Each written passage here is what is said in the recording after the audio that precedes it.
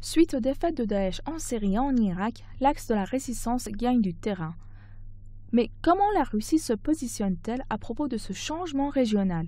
Moscou considère-t-il cet axe comme un rival ou comme un allié? Je dirais ni l'un ni l'autre. Comme tout État, la Russie défend ses propres intérêts. Il y a pas d'amitié dans les relations internationales. C'est froid, c'est des intérêts d'État. Après, il suffit que les gens qui discutent ensemble soient honnêtes pour que ces relations soient solides ou pas. Entre parenthèses, en général au niveau de l'ONU, quand on veut être sérieux, presque les contrats,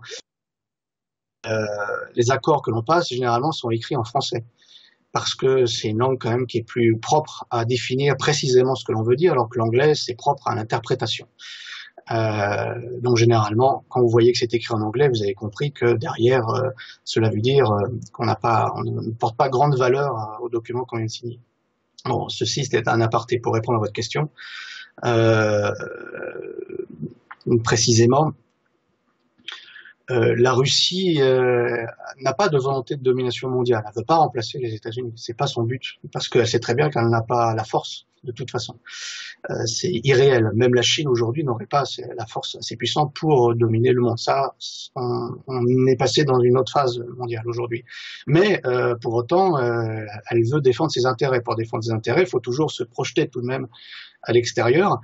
Et l'axe que vous indiquez rentre tout à fait dans le cadre d'ailleurs des relations de l'Union économique eurasienne, là, qui est une union politique et économique qui est en train de se mettre en place depuis plusieurs années autour de Moscou, et l'organisation donc de sécurité de Shanghai, dont il faut quand même parler, qui est assez important.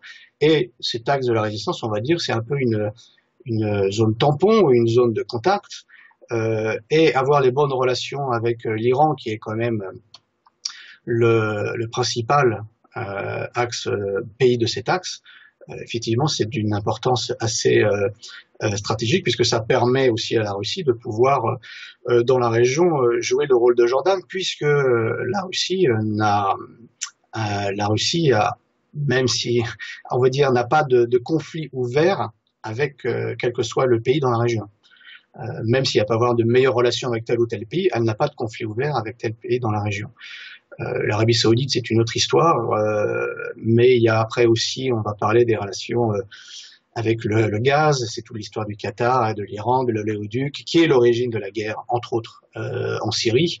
Donc la Russie, à mon avis, ne peut voir que d'un bon œil de jouer le rôle d'arbitre, puisqu'elle peut aller voir Israël également, en lui disant, bah écoutez, dans la région, vous avez géopolitiquement, vous avez un seul ami qui peut peut-être vous aider, c'est la Russie, puisque les États-Unis, sont pas des amis par défaut de beaucoup de pays de la région, alors que la Russie peut jouer ce rôle d'intermédiaire. Donc, en cela, la Russie est un facteur de paix. Mais en cela, il ne faut pas non plus attendre de la Russie, effectivement, qu'elle devienne le héros avec AUT, pas avec OS, le héros de la région, qu'elle prenne la tête de cet axe, mais c'est un allié et c'est un partenaire, comme on dit diplomatiquement, fiable, puisque au niveau international, tout du moins, la Russie est peut-être, parmi beaucoup d'États, un des seuls qui respecte stricto sensus, en général, les accords internationaux qu'elle signe.